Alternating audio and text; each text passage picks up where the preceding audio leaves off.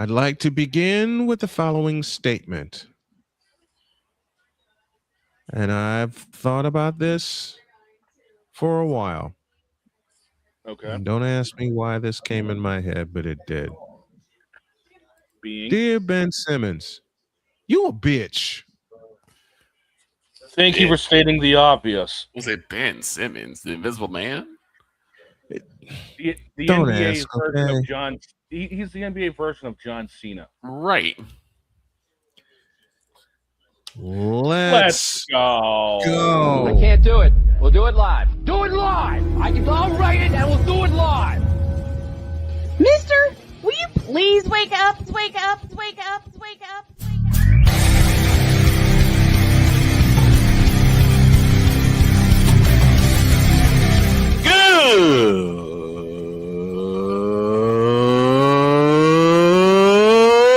Good morning. Snowman here to all you Brock Purdy and San Francisco 49er haters. Shut up. I got to thank you, Shane. I mean, whatever happened to the games where breaking 100 points was, I don't know, unusual?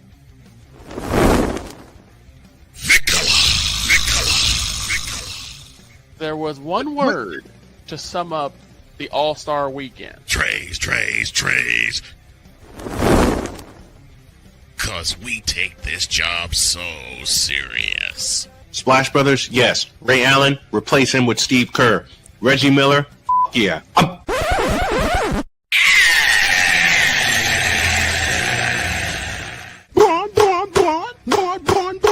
What in the all types of blue hell?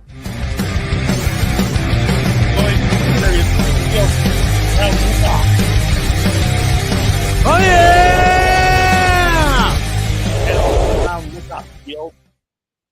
And away we go. And then some. Good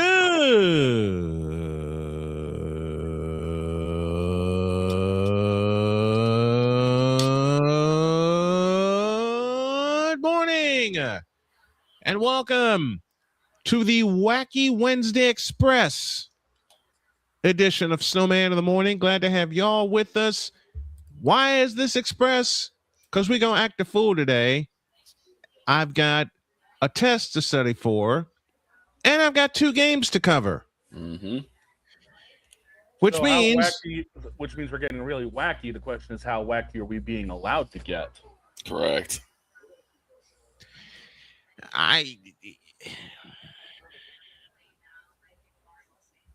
I'll answer it the best way I can. Okay.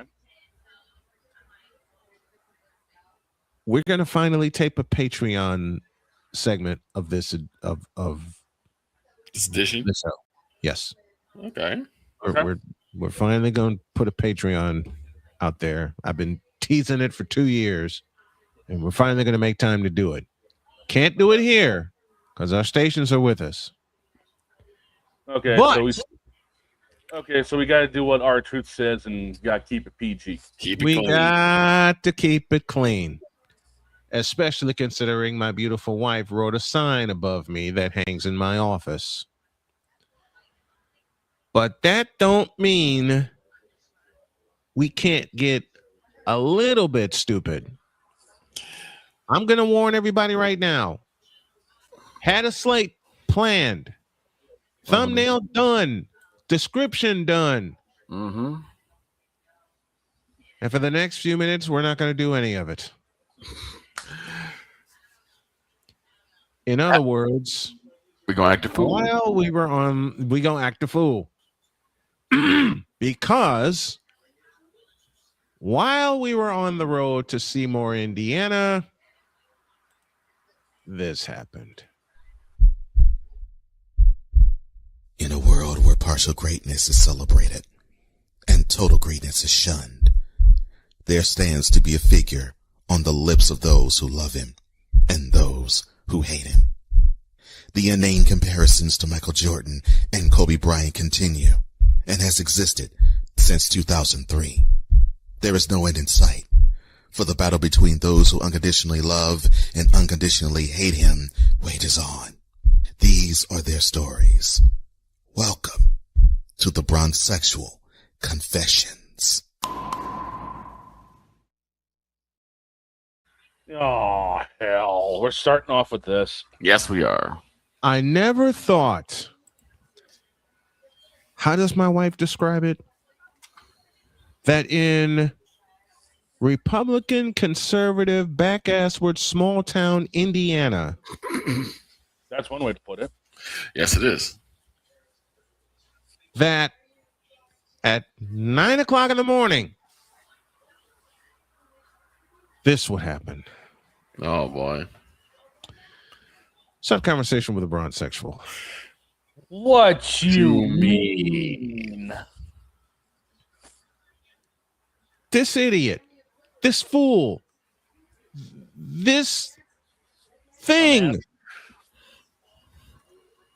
had the nerve, because I made a comment to my wife about the players we used to watch. Yes. Reggie Miller, Patrick Ewing, of course, Michael Jordan, Larry Joe Bird, Clyde Drexler, Max Johnson. the old school. Yes. Let me guess. This fool, this dummy, this moron had the gall, the guts, the balls, and the kavorka to say,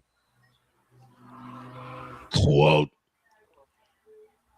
I don't know what kind of basketball you watched, but it can't match what we see today. Close dumbass quote. Wait, what? what if I started with that add on to the close quote? Wait, what was said? I will say it again. Please. Don't. This, I know my brain already hurts. This idiot had the nerve in Republican, conservative, backassward, small town Indiana, and thank you, Dr. K, for that, to say to us, quote, I don't know what kind of basketball you watched, but it can't compare to what we see today. Oh God. Oh my God. Close dumbass quote. Why do we give these people? Why do we give these people attention? Especially when that comes out. When that comes out, Chris, I need you. What in the all types of blue hell?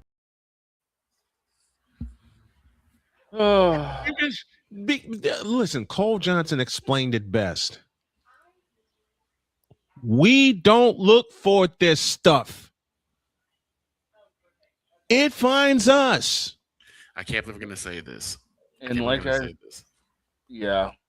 But I have actually heard members of the Moroccan Republic of Cowboys Nation refute this very argument.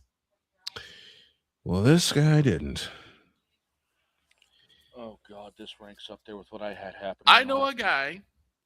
Listen, A Pizzle had something happen to him. I had something happen to me. The Oracle had something happen to him. And of course, Vikla, who still lives in my hometown of Chicago, where the king rose to his throne in the 90s. Yep. I was there to see it. Yep. I looked at this guy. I didn't ask him to repeat it a third time. Thank the Lord. My wife was dragging me saying, we got to go. So we went in there, took care of business, come back out. Oh no. And he says you couldn't refute my argument. Oh God. I said I could, but it would take me all day and I got ish to do. And you're not really worthy of my time, to be honest. Jody's waving me along. I'm being nice. I'm not talking to this idiot. But he's talking to you. But he's talking to me. He's yapping away at me. I nearly did this.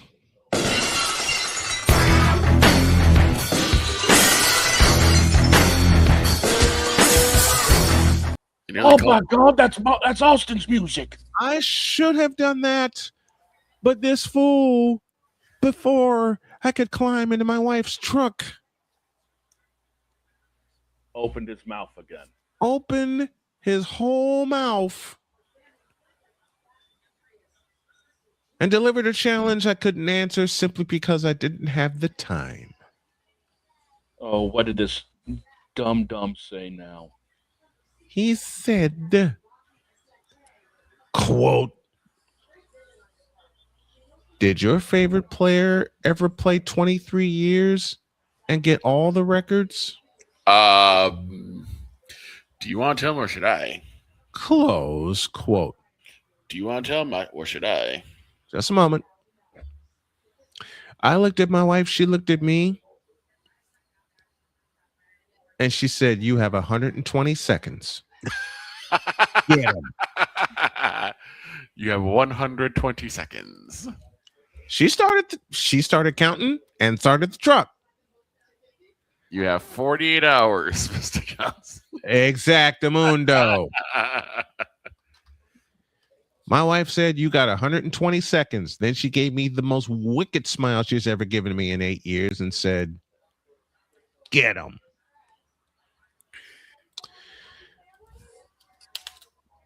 I walked over to this, looked him in the eye, and said, "My favorite player, who is the greatest to ever play, has done more in 13 seasons than Yo Kang has done in 23 full seasons." I walked off. Oh, 13, no. 13 His mouth seasons. 13 went- seasons because we don't want to talk about Washington. Right. His mouth went agape through the ground. I climbed in the truck and we hauled ass. Nice. We haul ass. We hauled ass. Like, we are getting out of here. We Like, are not going to contend with this. Yes. We are getting the blue hell out of here, and we ain't coming back unless we have to.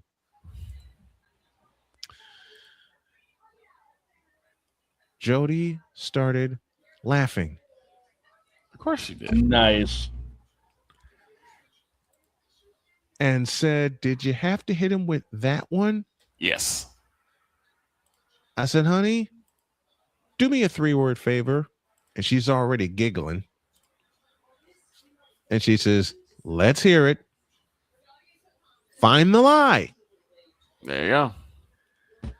I mean, when you only get 120 seconds, it's like a home run derby. You got to hit everything you got. Right. Yep. I said, "You only gave me 2 minutes. I only needed 1. You only needed 30 seconds. I said, "Find the lie." And she repeated something to me that had me laughing so hard I was melting. Lie couldn't be found. Yep. She looked me square in the face and says, "That lie can't be found." Why? Because yes, LeBron, it is you. And your brown liquor. You. It always will be you. Forever and ever. Amen. Oh, God. And now, for the first time in about 4 weeks, I get to say this. Now get out of my face, you thirsty bitches. In a world where logic and sense flies completely out the window, while purple and yellow glasses are donned, rises a figure who encourages ridiculous, undying loyalty. Good Lord, I'm about to throw up. This has been yet another installment of The Bronzexual Confessions. Coming up next, before we continue with more of the frivolity, in a playful way, I get to stick my tongue out at A Pizzle and at Napoleon Dynamite. What do I mean by that? You'll find out in a deuce. This is Snowman in the Morning. SeatGeek is the ticketing app for fans like Boomstick Lady. No free throw is safe from the roar of her sticks. SeatGeek helps her find a seat in the direct eye line of the shooter so she can sit where her boomsticks make the biggest boom. Everybody okay? SeatGeek handles the tickets to sports, concerts, and more, so fans can fan. During bad weather, driving can become downright dangerous. What's your emergency, please? Trust Battle Vision Storm, the revolutionary glare reduction glasses that turn your sight bright during bad weather at night or during the day. Watch your ordinary vision become extraordinary. Battle Vision Storm uses light optimizing lenses that block blue rays so you see clearly in heavy rain at night or blinding snow during the day. Heavy rain, snow, sleet, or fog can make it impossible to drive. Not with Battle Vision Storm. Get your Battle Vision Storm for only $19.99. But wait, due to rising costs and supply chain shortages, this may be your last chance to get your very own at this low price. There is a strict limit of 4 Battle Vision Storm per order while supplies last. Don't wait, order now. Call 1-800-483-6319 or visit battlevisionstorm.com. So call 1-800-483-6319 now.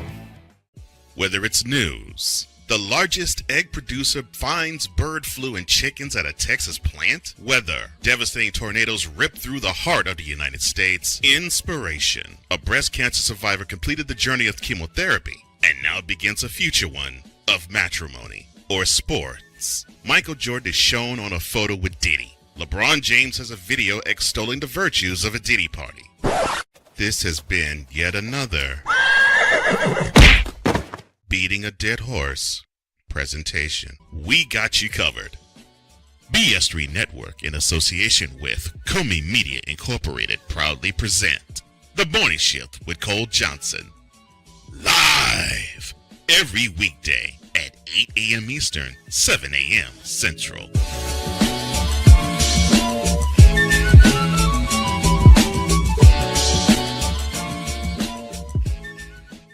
Here's an important message from the Diabetes Solution Center. Do you like pricking your fingers to test your blood sugar levels? No one does, but it's important to maintain your health. And now, by wearing a small remote device called a continuous glucose monitor, or CGM, you don't need to prick your fingers anymore. It's easy to use and helps you make more accurate diabetes treatment decisions. If you are testing your blood sugar 3 or more times daily, injecting insulin, or using an insulin pump, call the Diabetes Solution Center right now. And if you have Medicare or most major insurance coverage, you may be able to get a new CGM at little to no out-of-pocket cost. Shipping is free, and we'll even bill your insurance company for you. If you are testing your blood sugar 3 or more times daily, injecting insulin, or using an insulin pump, call the Diabetes Solution Center right now to learn how to end the painful finger sticks and get your own continuous glucose monitor, or CGM, at little to no out-of-pocket cost.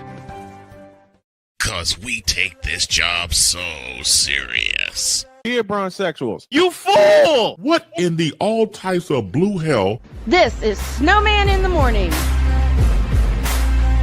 Hey, yeah.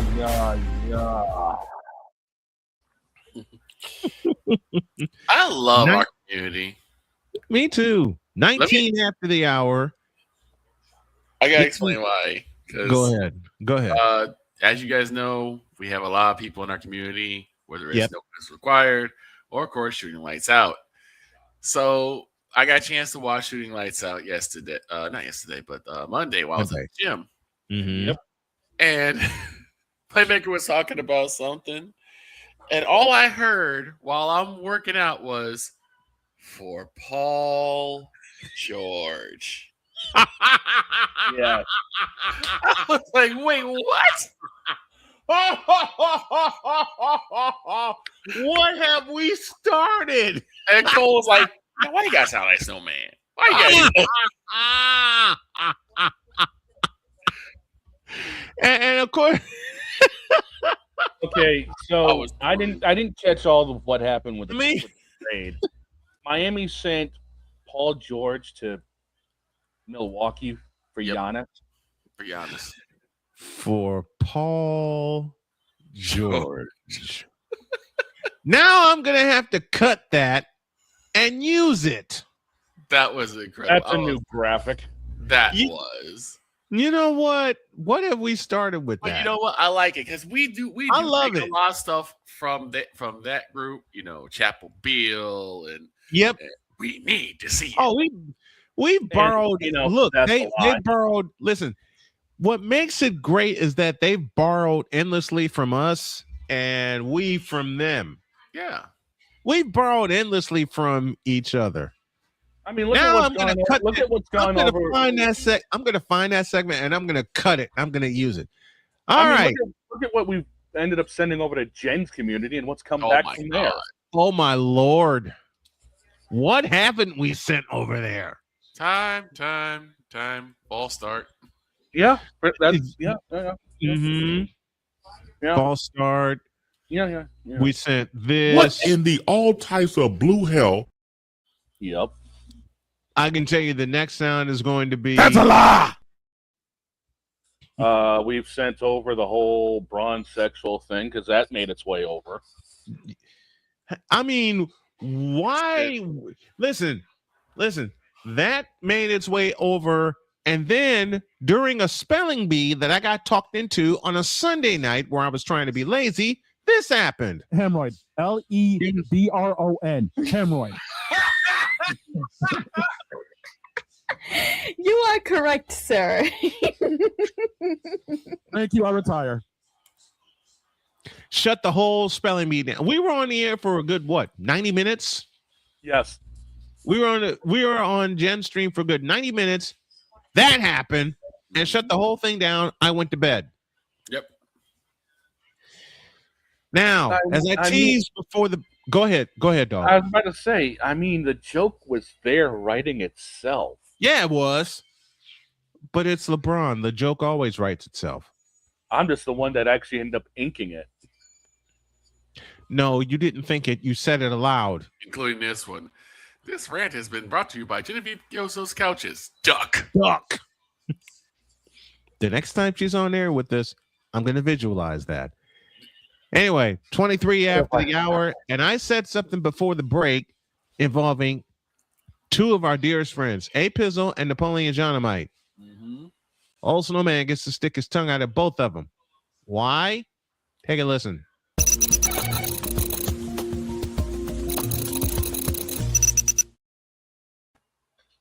I'll start with Napoleon. And Napoleon, I'm having fun with this. Once upon a time, the Oakland Athletics were in first place in the American League West Division. Uh-oh. We went to Sacramento and kicked their ass. Yeah. Then one of the best teams in the majors in the Atlanta Braves came to the South Side. And we kicked their ass. Yes, we did. We didn't play all three because of inclement weather for game number 3. Bad weather. Yep. The Atlanta Braves are a Pizzle's team. And Pizzle, I know it is way premature because it's only June and it's not October. Mm-hmm. But I'm going to go ahead and put it out there. Pizzle, we'll see you back on the South Side in October. Ooh. Which brings me to this. Mm-hmm. Monday, I gave an order to our beloved White Sox. You sure did. Don't think about Cleveland. Don't worry about Cleveland. They're coming into your house. You got one job to do. Don't play with your food. Don't mess with your food. Just kick their ass. We get a walk-off single on a walk-off 2-run single on a Monday. Nope, Tuesday. No, Tuesday. I heard that. Nope. Shut it down. Shut it down. Dr. K strikes again. Dr. K strikes again. Dr. K strikes again.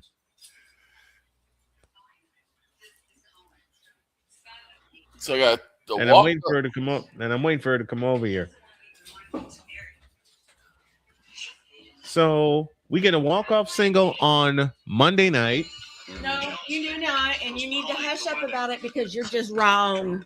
I'm just wrong. You're just wrong. No, I'm not, because I watched it. That's profiling. And profiling is wrong.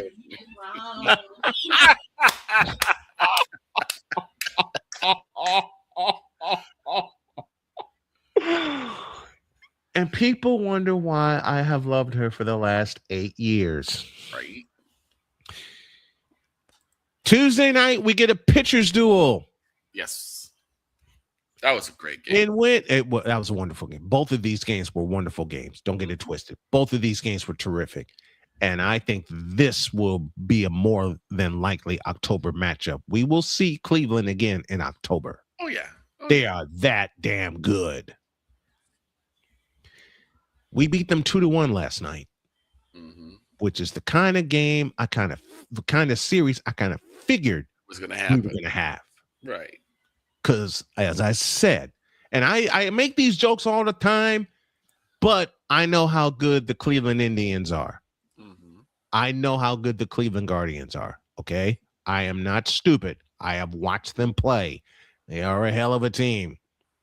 They weren't in first place for a long time for nothing. But we're in first place now by a full game clear of Cleveland. At 2:10 Eastern time today, 1:10 Central time is the third and final game of this series. We will see them plenty more because they are division opponents. Yeah. They are division opponents. And I said this before a while back. Mm-hmm. The Cavs got to the semis. Mm-hmm. The Cleveland Indians / Guardians are doing dynamite numbers. I mean, they are tearing up, man. They're great. How bad does this speak to the Browns? We'll talk about that next segment. How bad do the Browns have to feel? Don't get me started. And we're the Cleveland Browns. Oh my God! Yes. And to a point, and we're the Cleveland Cavaliers. Why? Because it always happens to Craig Elo. We get to today. Dear Chicago White Sox, you got one job today. Finish it. Don't play with your food. You won the series. And a great fact that I saw last night, this is the 9th straight home series win by the White Sox. It's their longest streak of series wins at home. You ready for this? Since 2003. 2003. 9th straight home series win. Longest streak at home at New Comiskey Park / US Cellular Field / whatever the hell they call it now since 2003. Don't mess around. All right? You send these engines back to Cleveland with their tail between their asses. I know, bad joke. You send them home with an L. Thank you, Victor. You send these engines home with 3 great big fat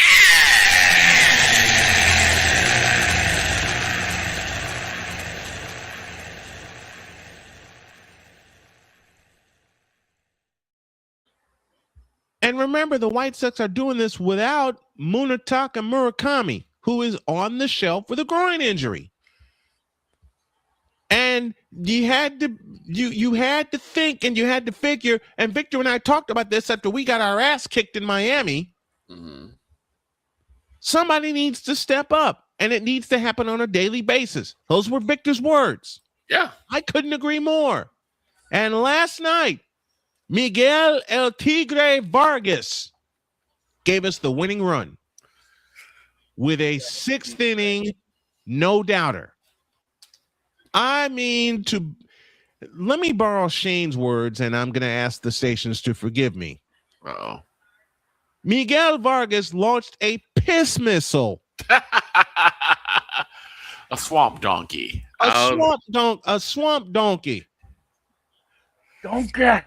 Out in the left field. That some bitch went flying and look. Let me borrow Victor's. Wait, let me borrow Victor's words.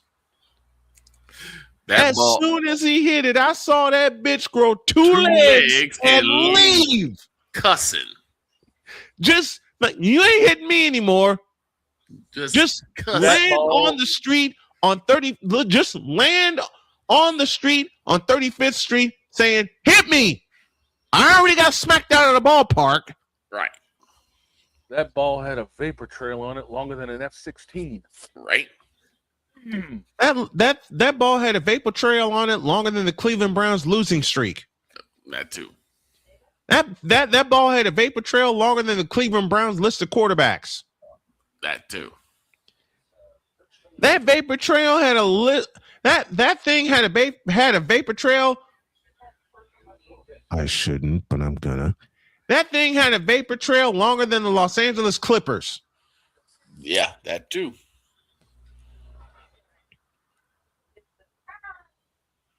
Forgive me, Shane, in advance. Oh no. That thing had a vapor trail longer than Tuukka Rask's glove after Bickle and Bolin went through it. Oh, jeez. Really?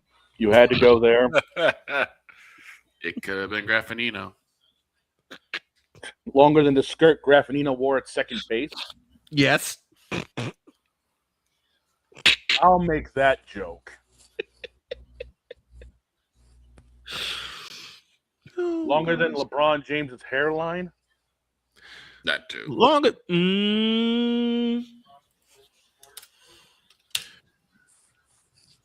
Longer than LeBron James's career achievements. Oh, wait, there ain't that many. Exactly. Longer than that thing had a vapor trail longer than Steph Curry's 3-pointer from half court. Several times.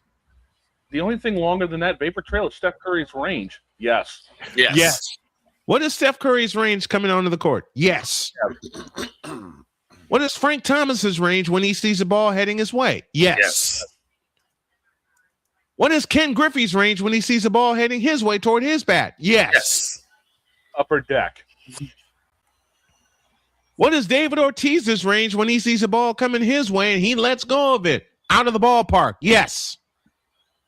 Lansdowne Street. What is Caitlin Clark's range when she steps on a court? Yes. The technical problem.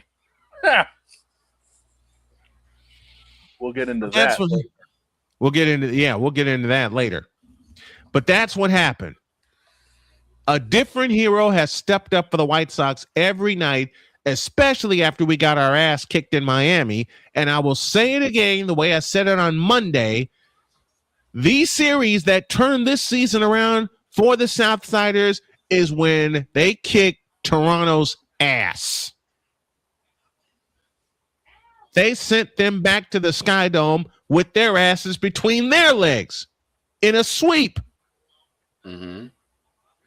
And 2 of those 3 wins were walk-off wins. Yes. What is Vladimir Guerrero's home run range? Yes. Yes. Damien, you ain't right, but you ain't wrong either. That thing had a vapor trail longer than Jaylen Brown's tenure in Boston. Ouch. He ain't wrong. He ain't wrong. He ain't wrong. That thing had a vapor trail longer than Alex Cora's reign in Boston. You ain't wrong there either. No. That thing had a vapor trail longer than the shortest home run hit by Aaron Judge. Oof. Ow. And we know how long those things can get. Michael K is still calling one from the past, and it's 2026 already.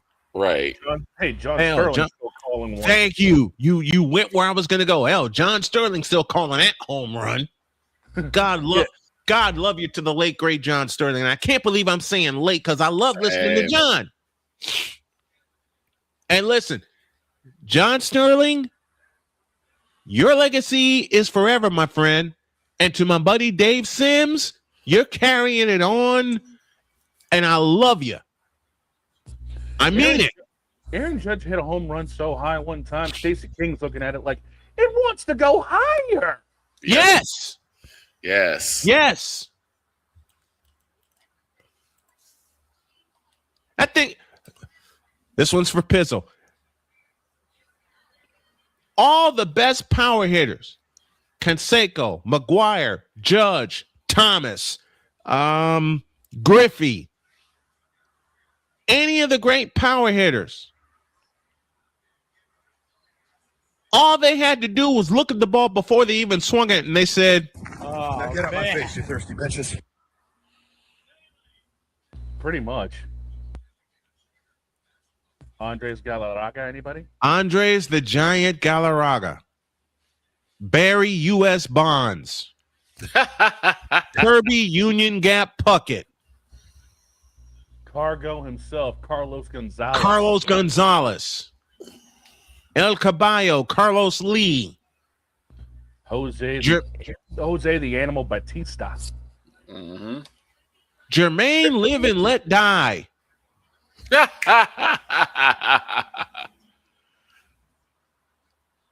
AJ Pierzynski against Ryan Dumpster in the Cubs. Oh God. Man Ram against the Angels, game 3. And the Red Sox are winners. I remember that call. In the bat flip, all he did was just throw his hands up and the bat fell behind him because he knew. Hell.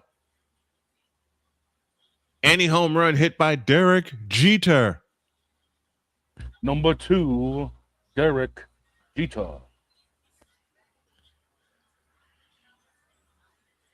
I said all that to say this.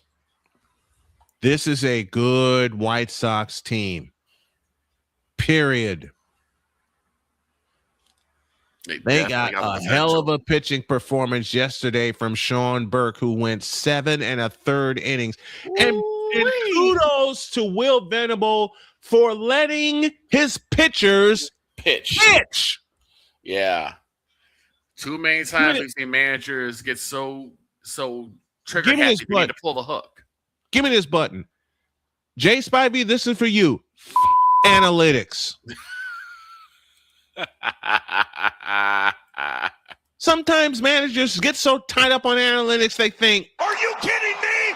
Not Will Venable. Kudos to Will Venable for letting his players figure it out.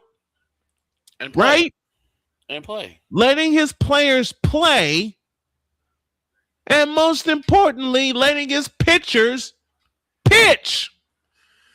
Now, only one problem remains for the White Sox. And that is? Solve the bullpen. Yeah. We need a closer. All right? A bona fide certified closer. I have a candidate for a White Sox closer. And that is? His name is Sean Newcomb. Why am I nominating him? For the simplest of reasons. He's a lefty. That trail is longer than what Cameron Carr's NBA career is going to be, thanks to the Lakers. Same goes for Bronny and Bryce. Yep. And again, kudos to Will Venable for saying analytics. Sean Burke is dealing. I'm going to let him deal. And Greg Newton, listen, Sean Burke and Cleveland starting pitcher, his name is escaping me right now. Shane, look that up for me, will you please? It was last night's game. His name is on the tip of my tongue and I can't think of it. It was a pitcher's duel last night. That's what I love watching. It had all the makings of an old school Nolan Ryan versus Steve Carlton kind of thing. The only mistake that the Cleveland and he's a Cleveland pitcher was a lefty. The only mistake he made was to Miguel Vargas, who whacked that thing and had a vapor trail longer than LeBron James's. Never mind. Vapor trail longer than Cam Newton's list of excuses as to why he lost a Super Bowl. That works. That thing had a vapor trail longer than the list of excuses to keep Roger Craig out of the Hall of Fame. Ooh. Come on. They fixed it. They fixed it. I'm still using it, doggone it. Parker Messick. Thank you, Parker Messick. And Parker Messick, give me this button. Dear Cleveland, y'all better keep Parker Messick. Don't do what the Tigers are going to do with Tariq Skubal, because Parker Messick is a bad. He's a dog. He is a dog. Dude has a slider. Yep. That will take anybody out. 7 2/3, 2 earned, 3 runs, 1 walk, 10 strikeouts. I saw that slider. I said, if I'm going against that, I'm putting the bat down. I'm putting the bat down. I'm taking my gear off and I'm walking away. I'm going back to the bench. And I'm grabbing popcorn afterwards. Listen, Parker Messick is a bad.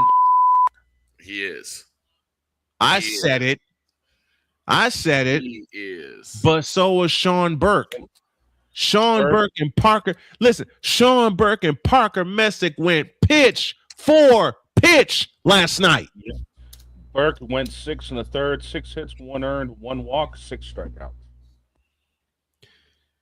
Man. And again, kudos to Will Venable for letting his pitchers pitch. Now, you got the first 2, White Sox. Finish the job. Please. Don't let them have a breath of life until we come kick their ass in Cleveland later this year. I'm greedy. I want the sweep. I want to be 2 games in front before we go on the road again. Yep. And if all the momentum is with the White Sox right now, after they got swept in Detroit to win the first 2 against Cleveland and seize first place in the division. What is that favorite song? I want it all. And I want it all, and I want it all now. I want it now. Finish the job, White Sox. I will use Victor's words. Don't play with your food. Yeah. I'll say it. They are challengers. They're contenders. They are contenders. The Indians and the White Sox. Listen, when Ryan McCarthy and I did our season preview, we said Indians and Tigers for the Central Division. But then Ryan made a point to me about Munetaka Murakami and how he can supercharge an offense. Munetaka Murakami has supercharged this offense. But when he went down with an injury, everybody else has stepped up for this White Sox team, especially at home. I'm going to give y'all a stat that I thought I would never see again, not even in 2021. In the last 27 games, the Chicago White Sox are 23-4 at home. Wow. Let me repeat that. In the last 27 games at New Comiskey Park, the White Sox are 23-4. This is coming from a team in which 2 years ago lost 121 games. Yeah. Was the bottom of the barrel, the laughing stock. Thank you. The Chicago White Sox, for the last 2 years, lost 100 games. The ass end of every They were sports the joke in Chicago. Look, they were every Cleveland Browns, New York Jets, Los Angeles Clippers joke you can think of. Correct. In the past 2 years. Yep. Hell, they were every Tuukka Rask joke I could think of in the past 3 years. Oh, for God's sake. Aaron Rodgers jokes. Aaron Rodgers, Cam Lamar Newton Jackson, jokes. Cam Newton, DJ Moore. Every kind of joke we could think of, the White Sox were it and worse. And more, yeah. In 2 seasons, the White Sox lost 223 games in the last 2 seasons. And now they are a game ahead of Cleveland in the Central Division. From a team that for 2 years knew nothing but losing as they piled up loss after loss after loss after loss. And by God, some of those were walk-off losses you couldn't believe. A wild pitch, a hit by batter, leading by 3 in the 9th, and we get walked off with a bleeping grand slam. I've seen it happen several times. I mean, at some point we were even called the new Chicago Cubs. Yes, because of how bad we were. Because of how bad we were losing, how much we were losing, and the ways we were losing. Mm-hmm. Like we were cursed. The last 2 seasons sucked. Horrible. The last 2 seasons sucked more than every single Cleveland Browns quarterback since 1999, including Shedeur Sanders. Come on. I mean, in a full season, he catches strays. That ain't no stray. That's an RPG. Yeah. Listen. You're right. Listen. You're right.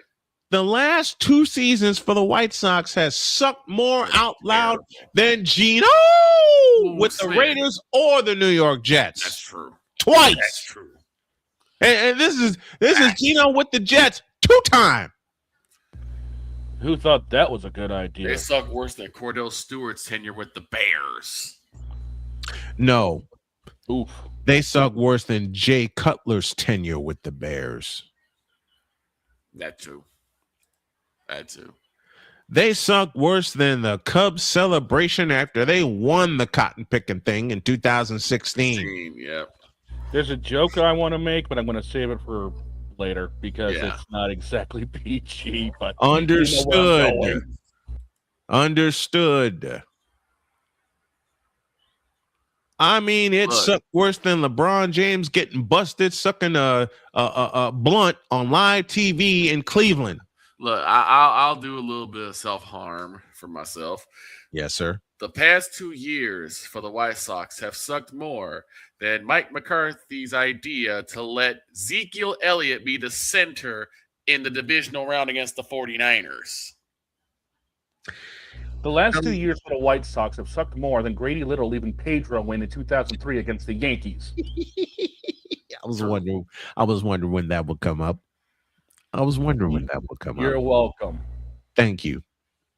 That sucked worse than the Cubs trying to win the World Series in 2003, only for a minute named Steve Bartman to come along. Go blame it on Steve Bartman, even though he's not the one that gave up 8 runs. 8.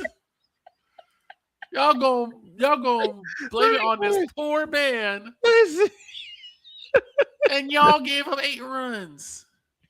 The last 2 seasons suck more than the Cowboys tying with the Packers. At least we tied. We were supposed to lose that game. I'll take a tie at this point. Week 10 this year starts quarter number 6, not quarter number 1, okay? Yep. And Victor and Dietz will be on the call with that. Yes, we will. I mean, the last 2 seasons has sucked more than Shedeur Sanders' entire college career. Oh, my God. The man hasn't even played a full season yet. I would have pushed Deshaun Watson before I do. The last 2 seasons suck more than Deshaun Watson's full career. The last Look, the last 2 seasons sucked more than the Cleveland Cavaliers on May 7th, 1989, when Michael Jordan beat him with a 15-footer at the horn. Why do we bring that up? Because it always happens to Craig Elo. Because it always happens to Craig Elo. I'm going to get hit for this, but I'll say it. Oh, no. The last 2 seasons have sucked more than Ryan McCarthy's Jets trying to get into the playoffs. Or trying to get an interception. I'm sorry, Mr. McCarthy. I'm not. The last 2 seasons for the White Sox have sucked more than the last 5 NBA drafts. The last 2 seasons for the White Sox have sucked more than Tua Tagovailoa's CTE bill. Oh. The last 2 seasons for the White Sox have sucked more than Kirk 2 Chainz Cousins. In his career in its entirety. Right.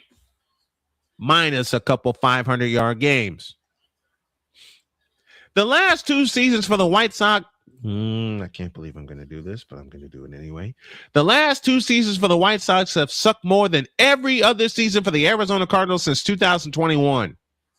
The last 2 seasons for the White Sox have sucked more than Pete Myers' tenure with the Bulls. 2-time. 87 and 94. Right.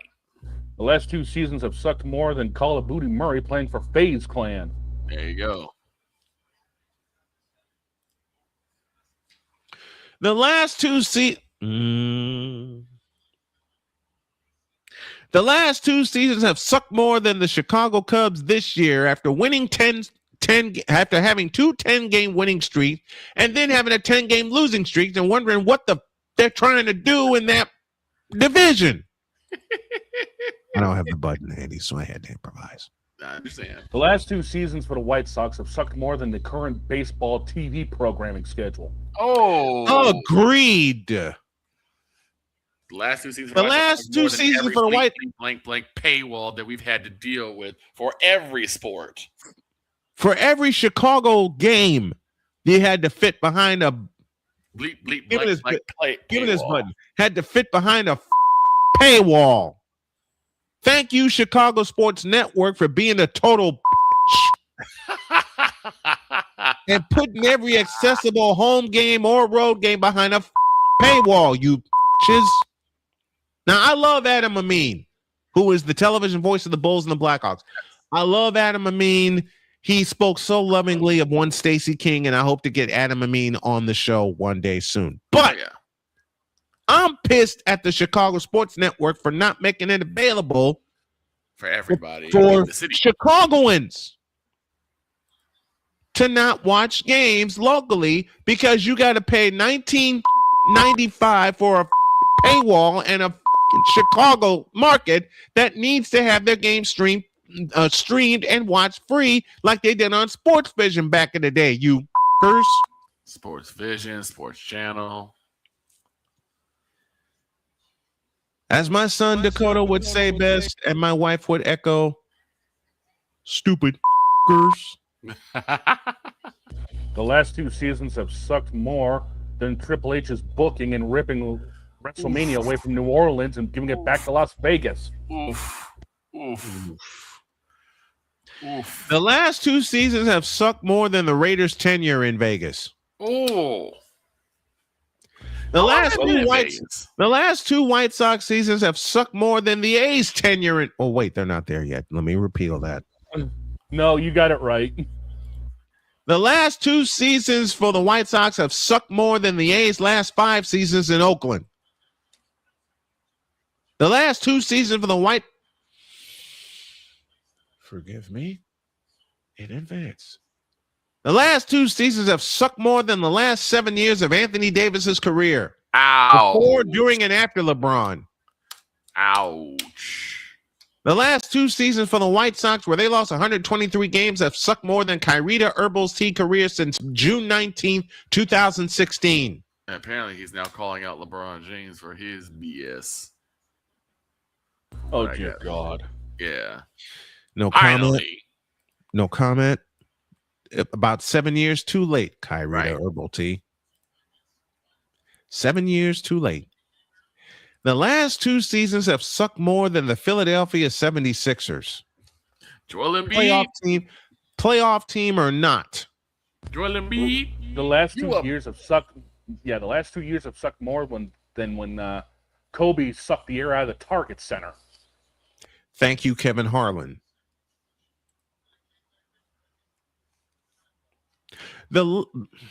I'll stop there. Damian, shut up. Wait, last 2 years sucked more than Drake Drake may lose may lose the MVP and the Super Bowl. Ouch. Troll. That's a troll and a half. You sir. troll. That's a troll and a half. Good grief. I'll do it later. I better stop here. I've gone way over time. Yeah, you did. I better stop here. You got one job, White Sox. Finish the deal. And while I'm finishing the deal, I know it's only June, but seeing the White Sox in first place makes me do this.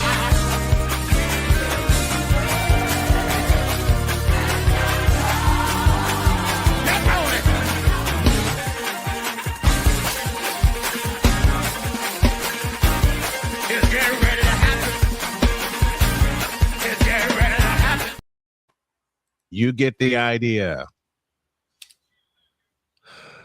How many jokes did we make in that segment? That's Snowman's take. What's yours?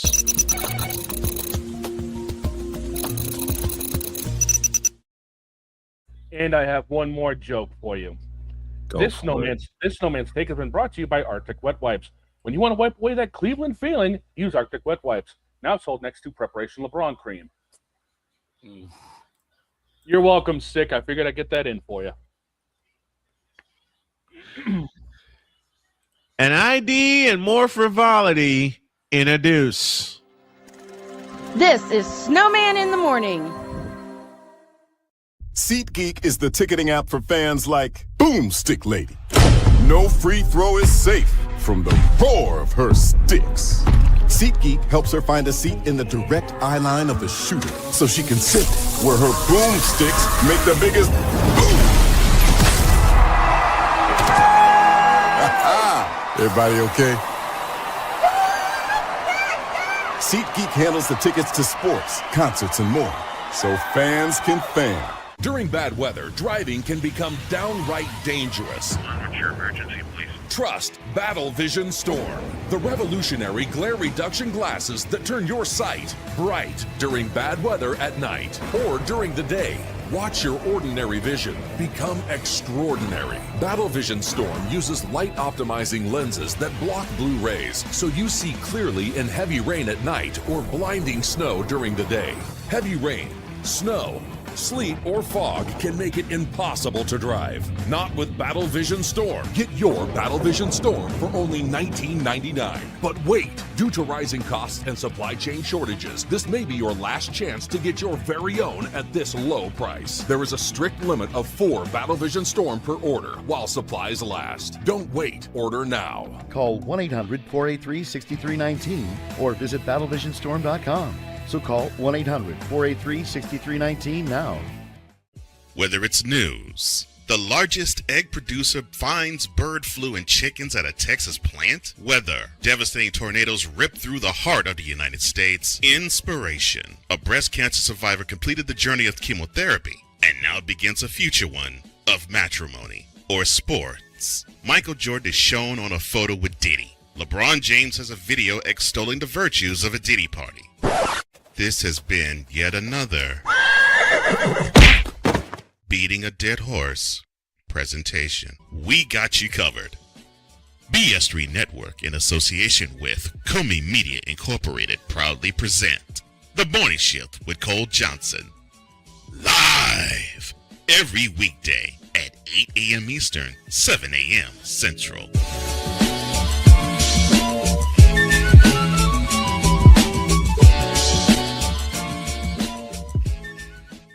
Here's an important message from the Diabetes Solution Center. Do you like pricking your fingers to test your blood sugar levels? No one does, but it's important to maintain your health. And now, by wearing a small remote device called a continuous glucose monitor, or CGM, you don't need to prick your fingers anymore. It's easy to use and helps you make more accurate diabetes treatment decisions. If you are testing your blood sugar 3 or more times daily, injecting insulin, or using an insulin pump, call the Diabetes Solution Center right now. And if you have Medicare or most major insurance coverage, you may be able to get a new CGM at little to no out-of-pocket cost. Shipping is free, and we'll even bill your insurance company for you. If you are testing your blood sugar 3 or more times daily, injecting insulin, or using an insulin pump, call the Diabetes Solution Center right now to learn how to end the painful finger sticks and get your own continuous glucose monitor, or CGM, at little to no out-of-pocket cost.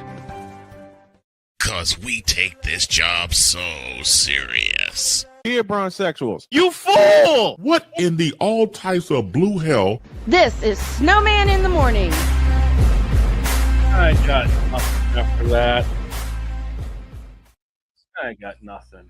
I got nothing. You know what we actually do got? Ooh.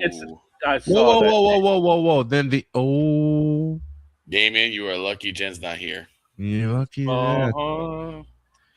We owe you an ID. This is Snowman in the morning. Broadcasting live. Well, you gonna be dealing with a couch. Across our nation and around the world.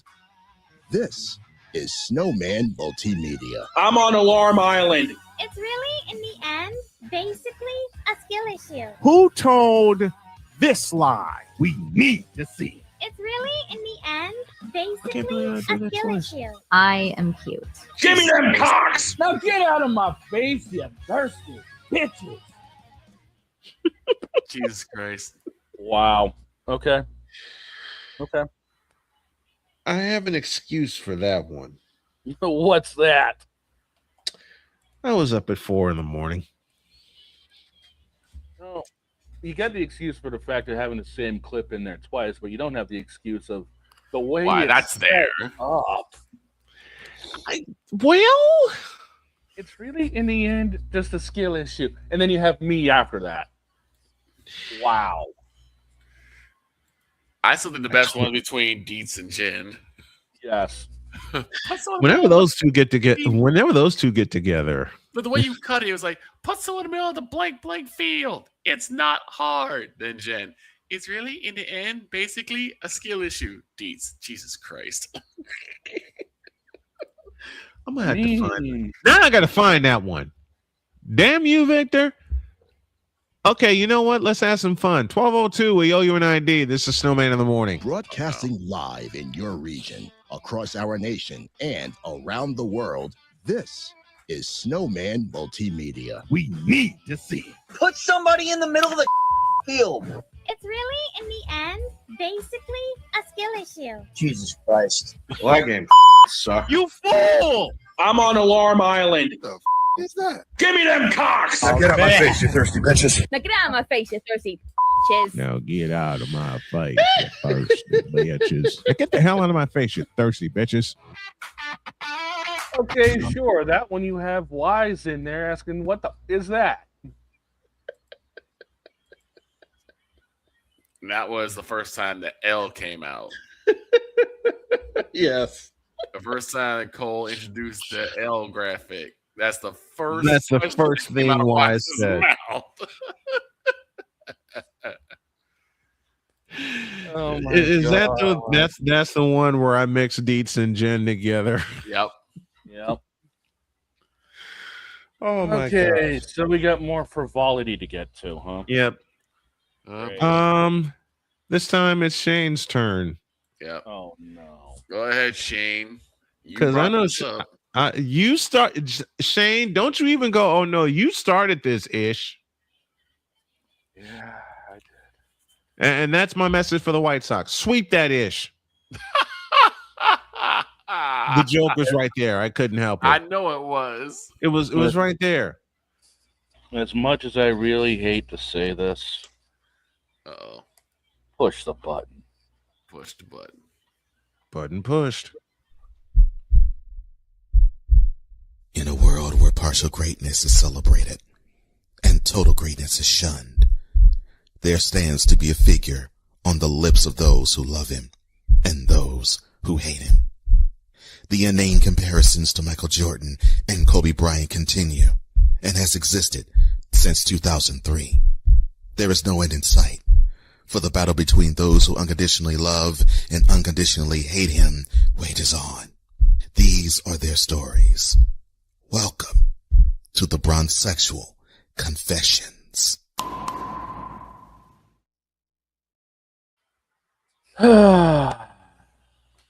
I better put my glasses on for this. I got the feeling. Yeah. Shane, go. As we have often said, this ish finds us. We don't actively look for it. No, we don't. This one hit me like a Bowie Knife 99 heat-seeking missile. Okay. Oh, dear. Because it happened in Forza Horizon 6. Again. Okay. I'll give you this one first. So at the end of a race, I had a conversation with a Bronzexual. What the hell do you mean? Let me set it up for what happened prior. So Horizon has the whole Horizon Plays thing. And one of the features in it is spec racing, where everybody gets the same car, and it's all determined on skill. Mm-hmm. So one of the races was dealing with the 2009 Viper ACR, one of the track-going Dodge Vipers. Mm-hmm. I'm starting up towards the front. I think nothing of it. Within about 25 seconds of the race, going towards one of the checkpoints, I get rammed clear off the track. Okay. Who rams me off has the gamer tag of, quote, LeBron James 502. Oh, boy. Uh-huh. I recover. I finish inside the top 7, what have you. Mm-hmm. I messaged the guy post-race, and I'm like, what was that all about, dude? I mean, you couldn't run me clean? You had to run me like LeBron James, who can't do nothing clean? This fool responded back to me saying, get it? Go ahead. Quote. I'll take that as a compliment since LeBron is king and wins championships. Close dumbass frickin' quote. Yeah. Before we continue, here's this. This moment of Bronzexual stupidity is brought to you by Hooked on Bronix. When you start talking like an idiotic Bronzexual, Hooked on Bronix can set you right. Call 1-800-YO-KANG. Real LJPN, now approve all this. I had nothing after that. I shook my head. I logged off of Forza. And I was like, I can't believe that just happened.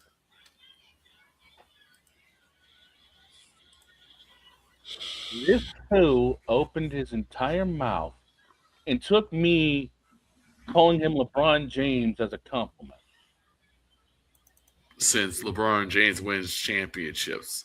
Was it 4? 4. 4. Friend of mine just chimed in behind me. Who takes being called LeBron James a compliment? Good point.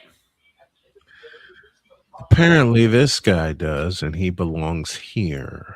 So I realized that I think, even though it's not advertised, right, there has to be a place for stupid people. We don't know because we're not stupid, so we don't know anything about it. It's like a secret club society. Oh my gosh. So I come to the conclusion that he graduated from SU, stupid university.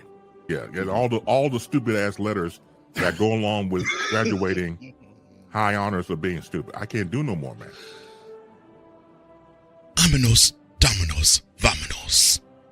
Stupid university, where everyone graduates magna cum stupid.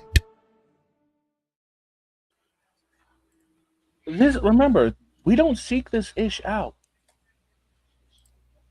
This is Randy off the road. I mean, you definitely don't seek it out when you're playing a racing game. Exactly. And some days when that happens, you think, oh, hell no. It's what I tried to tell Playmaker at one point. We do not actively look for stuff. He does not believe. He's like, no, y'all be looking for this. You have to be. Don't. Like, no, trust me. Don't. I've seen it in Playmaker. I've seen it in communities outside of this. I've known Playmaker 6 years now. We've been brothers 6 years. We don't look for this. It finds us. Often. To think that I have to deal with it in a Forza Horizon community. In a Forza Horizon game. Yes. Like, what are we doing here?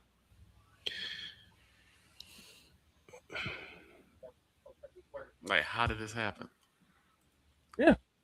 I'm trying to make the corner like everybody else, and this dude completely chops down Mock McJeebus and runs me straight off the track. And then he takes being called LeBron James a compliment. Right. Well, he wins championships for. He's the king, and he wins championships. Bitch, are you for real? Just like nobody talks about baseball. 20. Yeah. A friend of mine just said, when was the last time LeBron won a championship? 2020. 2020. The COVID championship. The bubble championship, which we really don't talk about. Okay, you know what? 2016, because we all know he was Adam Silver's bitch. Yeah. And bronze sexuals will tell you that's a lie. Right. They'll just say, "How dare you?" I've had it said to me, and I continue to have it said to me. Meanwhile, they'll say, "Blasphemy! Blasphemy!" Stand by, y'all. As a friend of mine just said, chirping in my ear, LeBron sucks more than a Hoover vacuum. No. Not wrong. Not wrong. He sucks more than that. Okay. LeBron, you know what? I better close this right now because this will take up the rest of the hour if we go there, and we got the NBA draft to discuss. NBA draft to discuss? Which ain't gonna be much of a discussion, but I know how some of these people in these spaces operate, so we're gonna have a little fun with the NBA draft. I'll say it for Dog, and I'll say it for Victor. Please. As I said it earlier today. Get the hell out of my face, you thirsty bitches. In a world where logic and sense flies completely out the window, while purple and yellow glasses are donned, rises a figure who encourages ridiculous, undying loyalty. Good Lord, I'm about to throw up. This has been yet another installment of The Bronzexual Confessions. Okay. Before we really close this up, a friend of mine just made a heck of a point, and I got a joke to go with it. Okay. So apparently, the Lakers are paying LeBron James to suck. Would that make him a porn star or a hooker? No. I mean, he is playing in Los Angeles. Oh. He is playing in Los Angeles. In which Laker fans will tell you, you tripping. Yeah.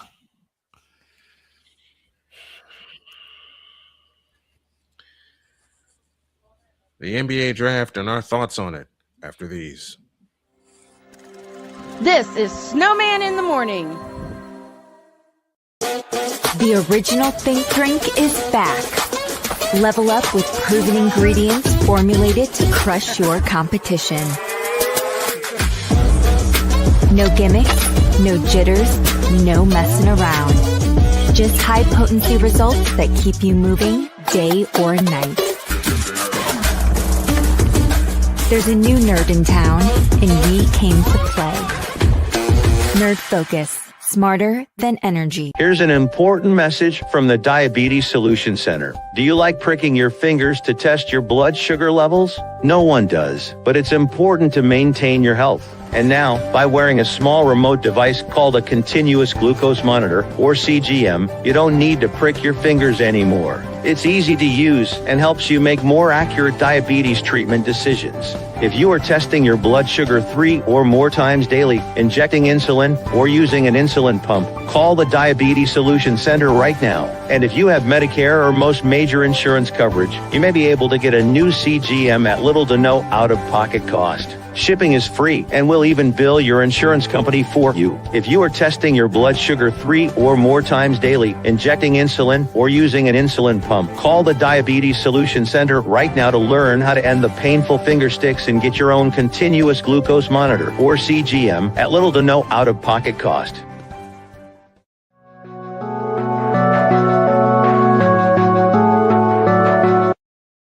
I want to do a TED Talk, but I don't have anything to talk about yet. I'm getting there. Life is for the living. We're not here that long. You can learn anything you want to learn without any money spent. What do I really enjoy? What do I really want out of life? I am your host, WIZE. Are you in a life holding pattern? Well, this is for you.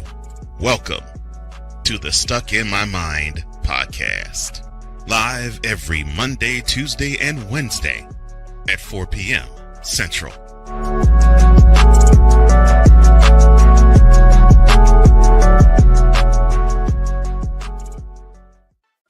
Drew Willingham.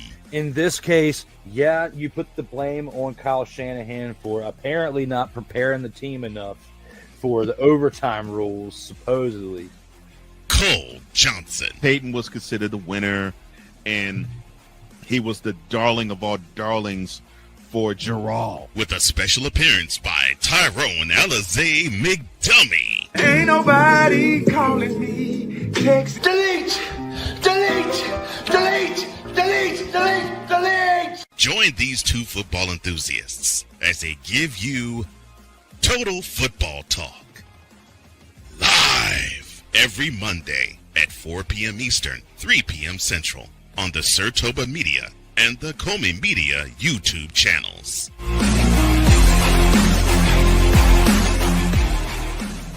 Cause we take this job so serious. I'm sorry, what are these things called? Spices? Spices, thank you. My brain went bleh. What in the all types of blue hell? This is Snowman in the Morning.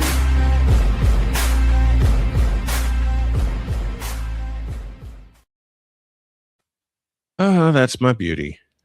18 after the hour, and down the stretch we come on this edition of Snowman in the Morning. And the NBA draft took place last night. Hey, it's the first round thereof. What did? Yes, it did. Yeah. Let me put this in simple language. Who cared? Who cares? And the reason I say it like that is because half of these guys that got drafted, well, let me try that again. Most of these guys that got drafted last night played only 1 year of college. They were freshmen. You're just growing into your body and into your mind. I don't want to put these guys down because they're doing something I only wish I could do. No cap. They're doing something I only wish I could do. Because first of all, my sport was baseball, then basketball. So I applaud them for getting the bag early. I do. But damn it, I'm old school. You're not ready. And the other question I have is, who the hell are half of these guys? I mean, outside of 5 or 6 of these kids, I don't know. The only two familiar names I can give you off the top of my head because I watched them play in a tournament are Cameron Boozer and Keaton Wagler. Cameron Boozer from Duke and Keaton Wagler from Illinois. I saw them play in a tournament. Hell, Keaton Wagler deserved to be drafted early. He led his team to Indianapolis. What was in Indianapolis? The Final Four. At least you got that on your resume. What the hell does Cameron Boozer have on his? He's from Duke. And that means what? Huh? Well, considering that if you're anywhere in North Carolina, I know. You're going to do. I know.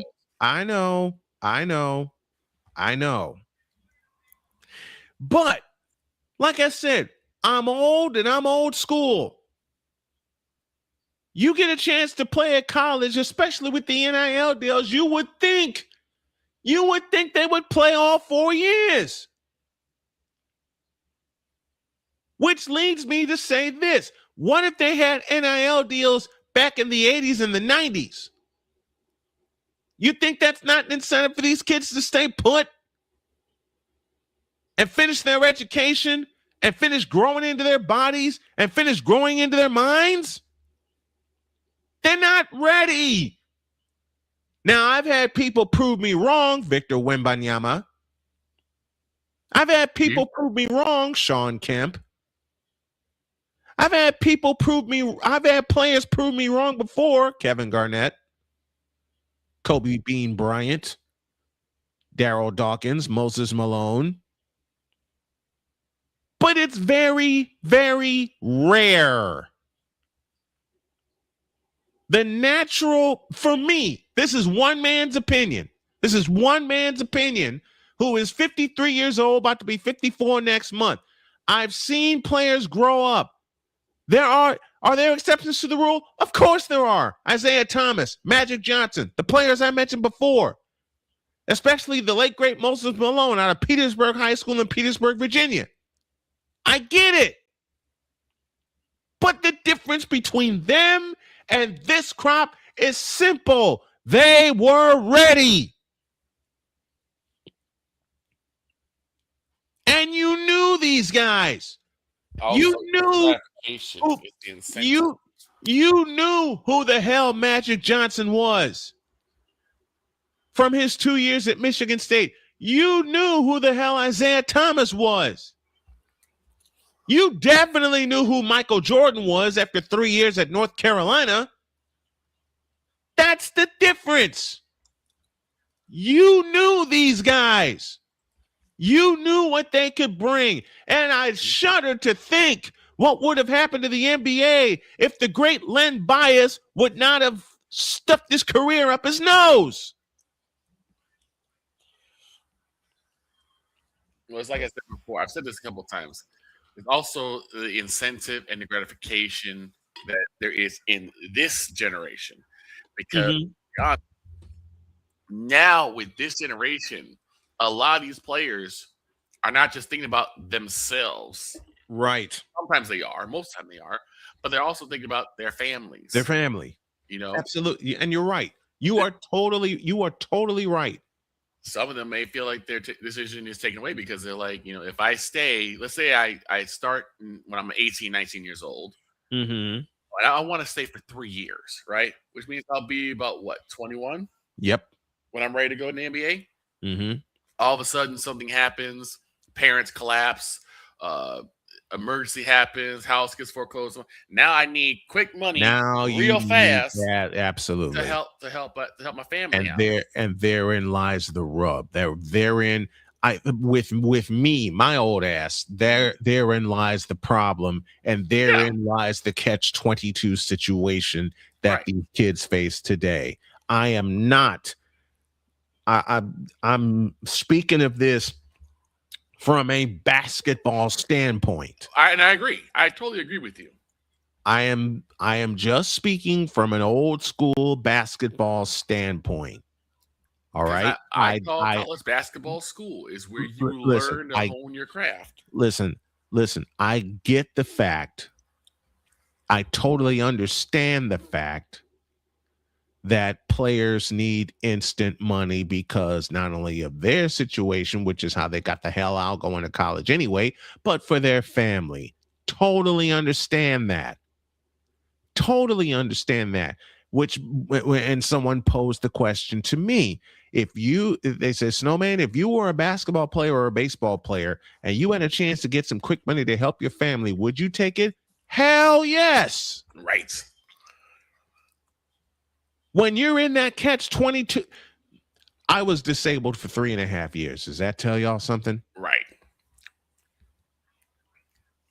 I was disabled for 3.5 years. Now I'm on the verge of not being disabled anymore and being able to help my family. If anybody understands these kids' plight, you're looking at him. Right. You're looking at him. I get it. Trust me. From a different angle, but I get it. But like I said, I see both sides. I see Same. that side. Same but I here. also see your point that these kids are not ready to. That's why I say I think it should be 2 years. They got to play at least 2 years. At least 2 years. I see both sides of the coin here. I do. And again, someone asked me the same thing. If you had a chance to get instant money to help your family, would you? In a heartbeat. In a Chicago minute. F New York. I would do the same thing in a split second. My point is from a basketball standpoint. My point is from a basketball growth standpoint, not from the money side, because God knows. I'll say it a third time. If I was offered a chance to take the instant contract and learn on the fly, you ain't gotta ask twice. But be that as it may, I remember what my dad and my granddad taught me. If it doesn't work, what do you have to fall back on? That is my point. What do you I hear have you. I hear you. What do you have to fall back on? Nothing. There's my point. If you're gone after your freshman year, when you barely decide what your major is, right? Or when you are steered into a major that you probably don't like. Here's the dark side of college sports. These kids, for the most part, from my eyes, are not allowed to choose their major. Right? A lot of these kids are not allowed to choose to choose their major.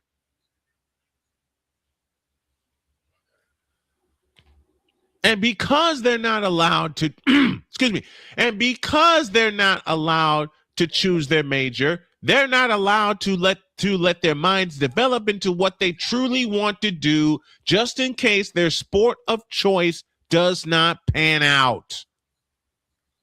There's my angle. And Sick Diggy, you are so right. Just don't forget to have a lawyer with you when it's time to negotiate. Because a lot of these kids, I give them credit. I give them a ton of credit. They have boosters. They have what am I looking for? Agents standing by. They have them standing by because all they think about is 7 months from when they enroll, and they're chosen at the top of the draft. Now, who says that a lot of these kids that enter with 4 and 5 star ratings into whatever sport, you can think about whatever sport, football, basketball, baseball, hockey, softball. Listen, the ladies get it right. Okay? The WNBA got it right. You got to graduate before you come into our league. There's a few other things they need to get right, and I'll talk about that at a later time. But my standpoint is this, and I will stick with this until I go 6 feet under.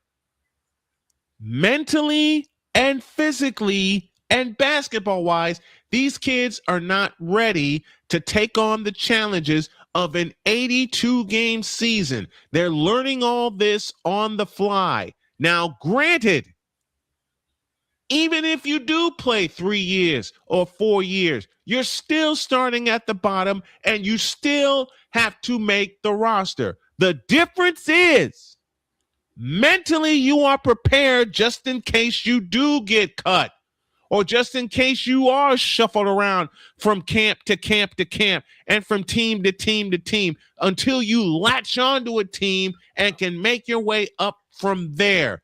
Mentally, you're ready for that challenge because you know you have to prove yourself. A lot of these kids were freshmen that were drafted last night.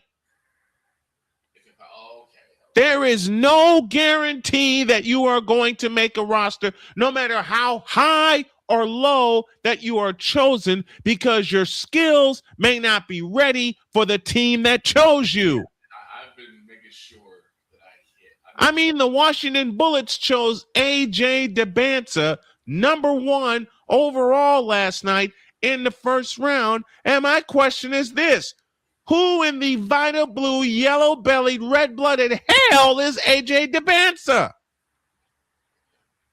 And I asked that question partially jokingly, but I asked that question truthfully because if you notice, last year, all of the focus was on whom? Cameron Boozer. And yet A.J. DeBanza is the #1 overall pick? What do Cameron Boozer and A.J. DeBanza have in mind? They're freshmen.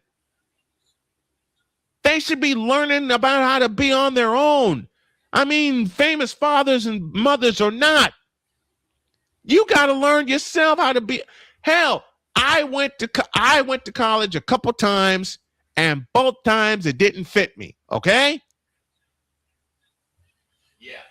I will admit that a lot of this stuff, I had, just like the kids that get drafted, had to learn on the fly. All of my production skills, learn that on the fly. All of my hosting skills, learn that by listening. That's it. 2 years already. Now it's nothing for these kids to be one and done and drafted now. And that rule needs to go. The one and done rule and the AAU rule has ruined basketball at all levels because you're getting kids that are not fully developed, you're getting kids that are not mentally developed, and you're getting kids that wonder, what the hell do I have to do at the next level, when they should just sit and watch and learn. And a lot of these kids are not ready to do that. They're not ready to do that mentally. They're not thinking, I got to earn my way on this team anyway. They're not good. They'll offer me a contract, but what if I don't make the team? Does any of that play into their minds? What am I going to fall back on? Am I going to be in the G League when the season starts, or am I going to be on the main team? And before they can make it, and before the team can make a decision on whether they're being sent down to the G League or to the main team, what happens with the kids? Half of their money is gone.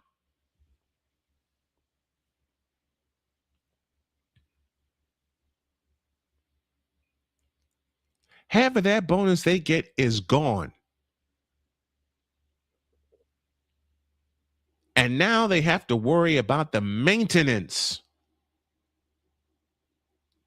If I'm wrong, folks, please tell me. Okay? If I have an invalid point, please tell me. I'm willing to listen. But I'm looking at it from an old school standpoint. It does not mean I don't understand the plights of these kids now, especially financially. Lord knows I get it. Even with the rise of the NIL deals. Will do. Thank you so much. Okay, I get it. I totally understand. I totally get it. I'm looking at, I will say it again, and I've said it the whole time. I'm looking at this from an old school sports, college sport, an old school college sports standpoint. Okay. Yeah. And what worries me the most, being an announcer of 31 years, it's two places. Here and here. And the second one is the most important. And I always go back to, and I keep forgetting this guy, and I'm mad that I keep forgetting this guy, but he was a former Bulls player. He had just got signed, and he went on a motorcycle trip. Jay William.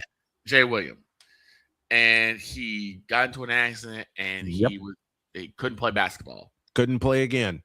And it's like, now what? Now what do you do when basketball? Because remember, your body, your athleticism is a gift. It is.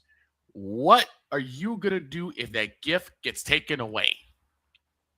And Jay Williams should be a prime example because he never got to play basketball. Right. And I'll echo a point that I said earlier in the conversation. What if you don't make the team and you spent half of your bonus? That's another good point. What if you don't make, and I go back to what I said a few minutes ago. What happens to you? What happens to you as a player when you get drafted high, say top 5? Yeah.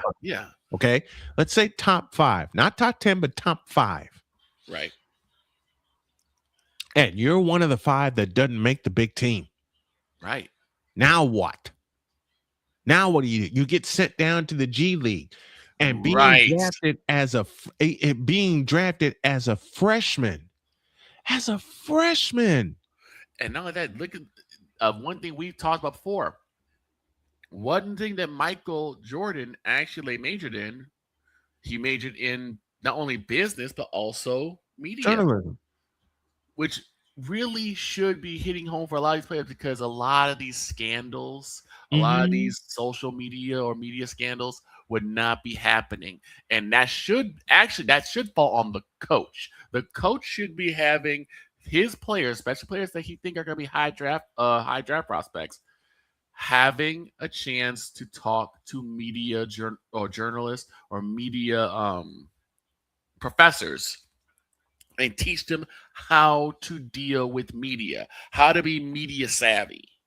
When Michael Jordan was at North Carolina, he took journalism classes. Mm-hmm. Michael went pro after his junior year at North Carolina in 1984, went on to be 85 Rookie of the Year, but he went back his senior year and finished his degree. Same with Vince Carter. Yeah. A lot of these guys go back and finish. Shaquille O'Neal.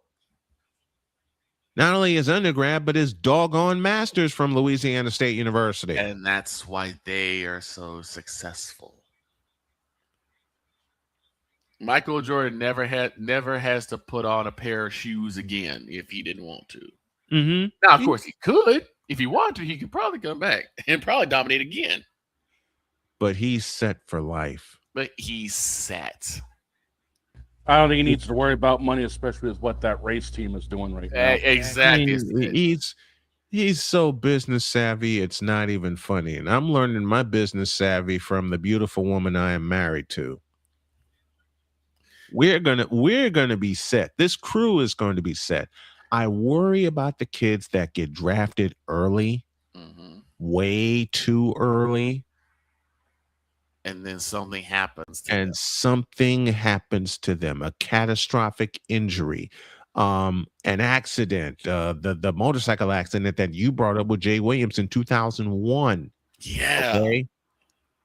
Okay. Kellen Winslow Jr., drafted high by the Cleveland Browns. That should tell you something. Oh. But there's a cautionary tale to this. Kellen Winslow Jr., he got into a motorcycle accident, couldn't play for 2 years. Now what?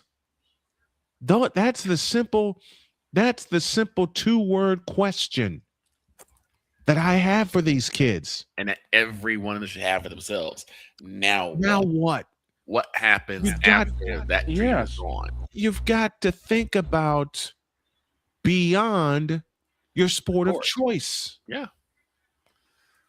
I got a cautionary tale that a lot of people don't think about but should remember. His name is Kyler Murray. Yeah. Kyler Murray was a 2-sport star, football and baseball. Mm-hmm. There was a lot of speculation when he was at Oklahoma that he would take the baseball contract, which would have had his body last a whole lot longer and have the money be a whole lot longer. Mm-hmm. Because now you can defer the hell out of that and get paid for life. Nope. He took the football money. Right. And what happened? 3 significant injuries later, he's traded. And has to start all over again. He's traded, and he's traded, and unfortunately, his fate's kind of sealed. Yep. Because he already has so many problems already. Yep. A lot physical and a lot mental. Mm-hmm. And I say a lot mental because anybody remember the playbook incident with Kyler Murray? Yep.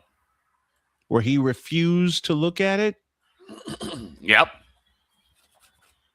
He refused. It got so bad they put a clause in his contract. Yeah. Which Minnesota needs to do immediately. Without question.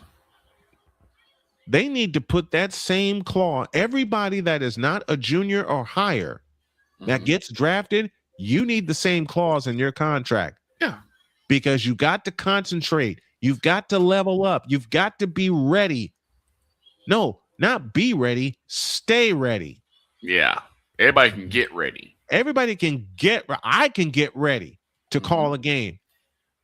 But the question is, in your mind and in your heart, do you stay ready? Mm-hmm. That's what I'm looking at with some of these kids, and some of them didn't pan out. Right. Now, have I seen AJ DeBanza from BYU play on a regular basis? No. And kudos to him and congratulations to him for being drafted number 1 overall. Right. But again, from my standpoint, from these eyes,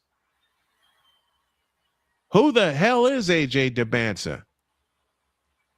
I hope that everyone, to finish this off before we go to break, I hope that every one of these kids that got drafted to whatever team they got drafted go about the process of proving me wrong.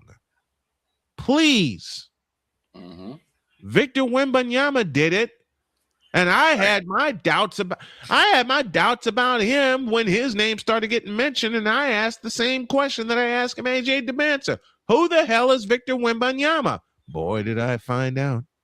You found out quick. I found out, and I will listen. If I find out about these kids at the pro level, I will happily sit in front of this camera and this microphone and said, well, Cameron Boozer made a liar out of me at the next level. Right. Well, AJ DeBanza showed me who he was and made a liar out of me at the next level.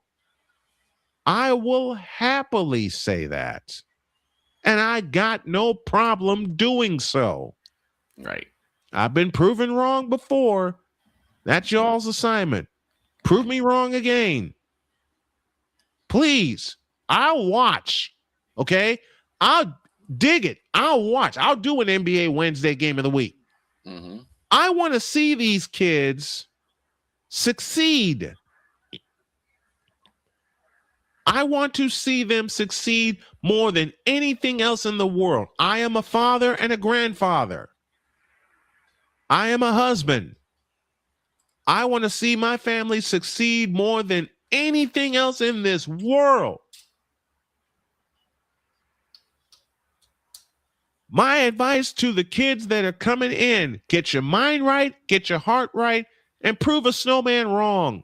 Let's see what you made. Let's see what you're made of. I am willing to look. I am willing to watch. Give me this headset here. I am willing to put this headset on and call your games and see what you're made of. I want to find out, man. It just worries me that they get drafted this early and they don't have the whole package together. But on the other side of that coin, if you do have the entire package together, how many times do you have to show your team that you do have the package together? You got to pay your dues. That's what I'm saying. Right. You got to pay your dues. It's time to pay. It's time to pay your dues. You got selected within the first 10, within the top 10, okay? Now you got to start at the bottom and build your equity back up again. You got to start over. Now, if they have the mental capacity to accept that and go with it, then damn it, go with it. Give me this headset. You see this? I'm already planning an NBA Wednesday game of the week on the Snowman Multimedia Sports Network. I will happily take a look. And let me say this right now. This is not just a guy thing. No. Ladies, same thing. It is not just a guy thing. It's an athlete thing. Yeah. So ladies in WNBA, same thing. Same thing. Take your time. Damn thing. And what I applaud about the WNBA, you have to graduate before you come into the league. You have to graduate. Good. Love that. Keep it that way. Keep it that way. Please. Whew. Those are my thoughts. One more thing to do, and then we're getting out of here. And it's my concerns about Caitlin Clark and the Indiana Fever. Is the league against them? Is the coach against them? I'll talk about it in a deuce. This is Snowman in the Morning. The original Think Drink is back. Level up with proven ingredients formulated to crush your competition. No gimmicks, no jitters, no messing around. Just high potency results that keep you moving day or night. There's a new nerd in town, and we came to play. Nerd Focus. Smarter than energy. Here's an important message from the Diabetes Solution Center. Do you like pricking your fingers to test your blood sugar levels? No one does, but it's important to maintain your health. And now, by wearing a small remote device called a continuous glucose monitor, or CGM, you don't need to prick your fingers anymore. It's easy to use and helps you make more accurate diabetes treatment decisions. If you are testing your blood sugar 3 or more times daily, injecting insulin, or using an insulin pump, call the Diabetes Solution Center right now. And if you have Medicare or most major insurance coverage, you may be able to get a new CGM at little to no out-of-pocket cost. Shipping is free and we'll even bill your insurance company for you. If you are testing your blood sugar 3 or more times daily, injecting insulin, or using an insulin pump, call the Diabetes Solution Center right now to learn how to end the painful finger sticks and get your own continuous glucose monitor, or CGM, at little to no out-of-pocket cost.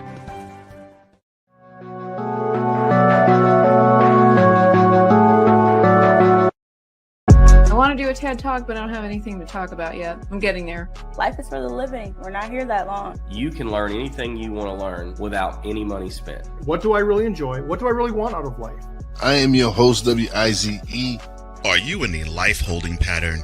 Well, this is for you. Welcome to the Stuck in My Mind podcast. Live every Monday, Tuesday, and Wednesday at 4 p.m. Central.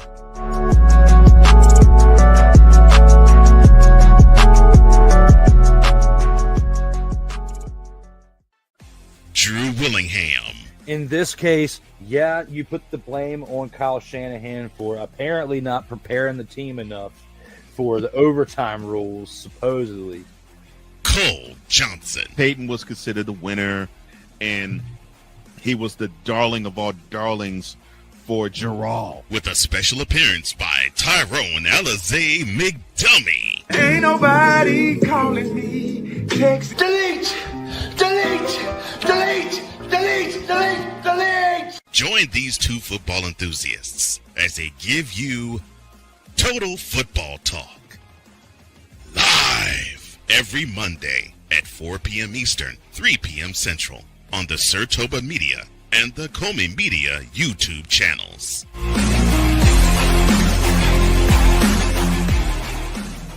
Cause we take this job so serious. I'm sorry, you're what are these things called?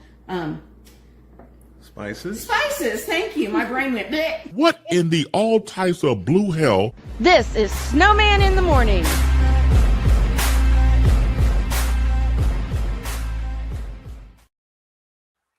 After everything I said about the state of college basketball, allow me 30 seconds, please.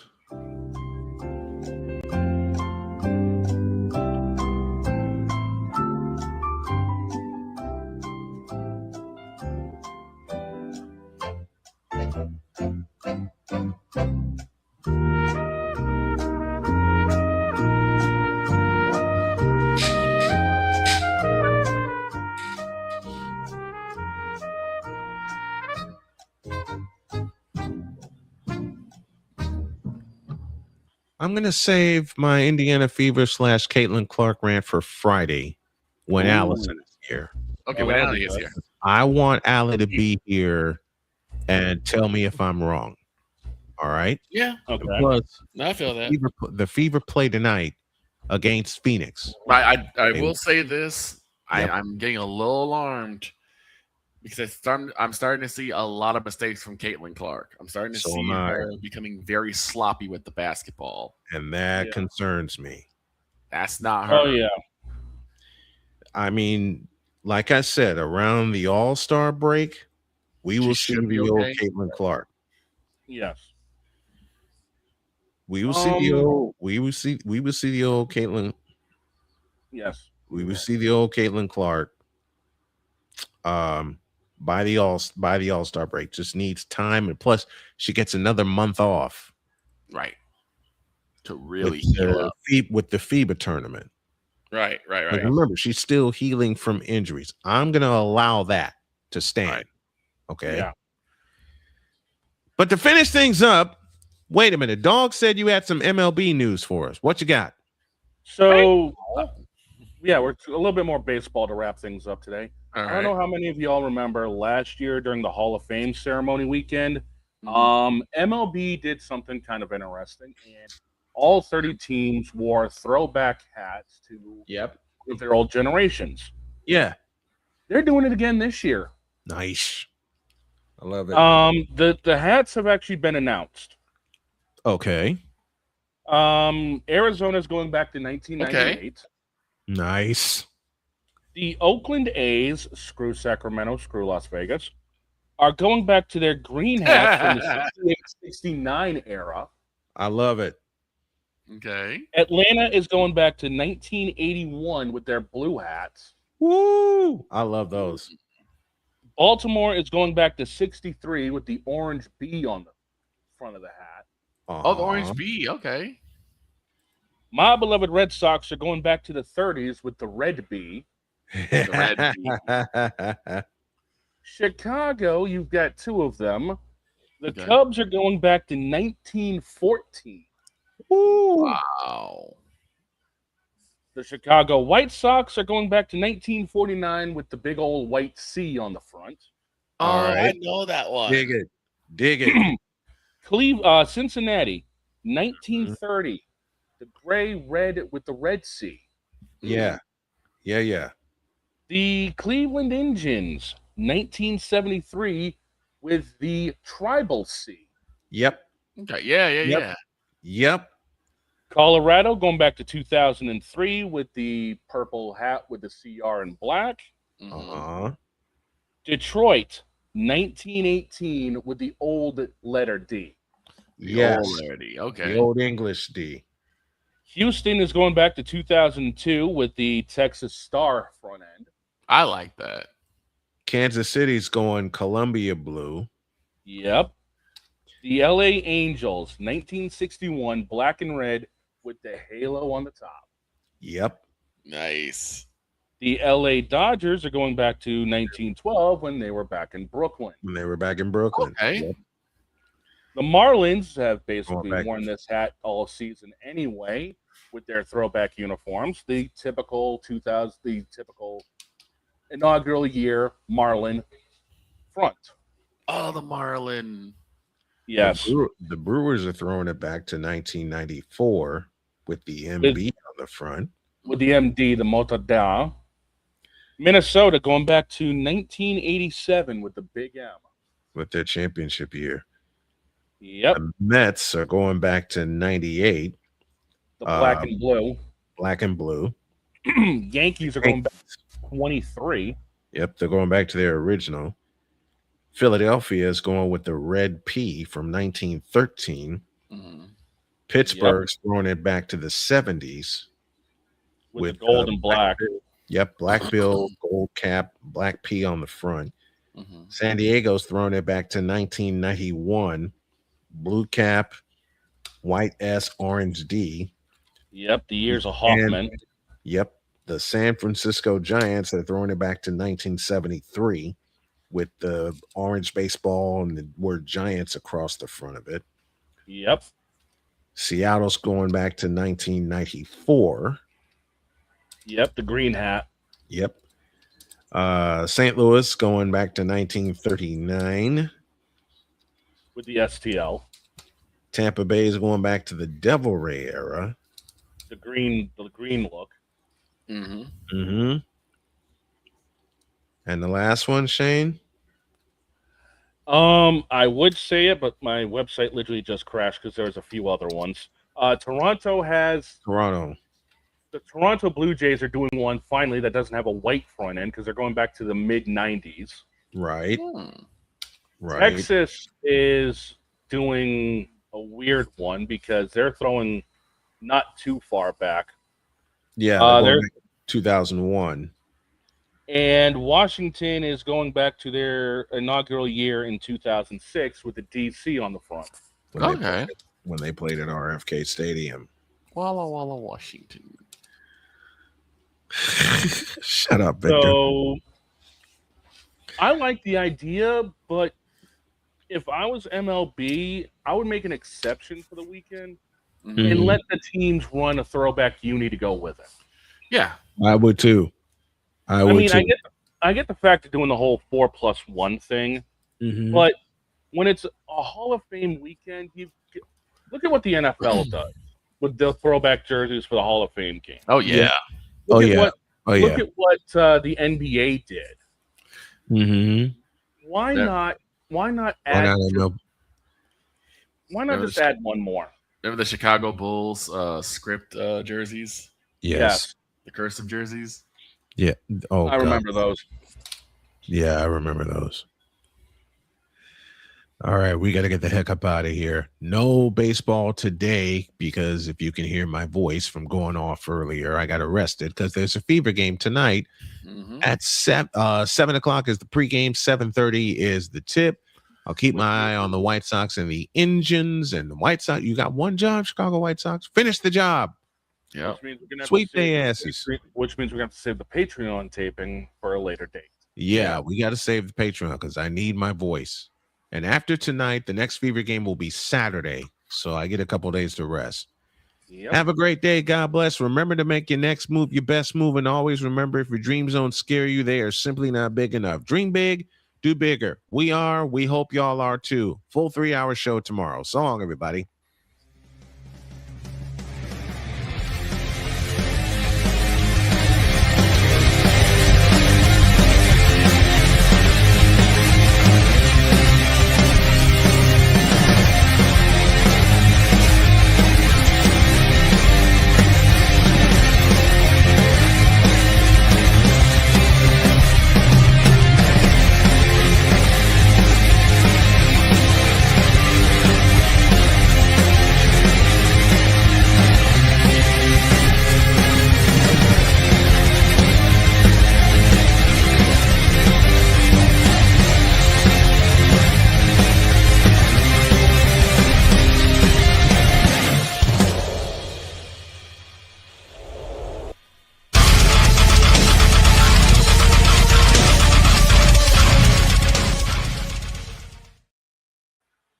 Keep a snowman in your prayers. I will be doing some fundraising this week to get some new equipment and to help out my family. So long, everybody.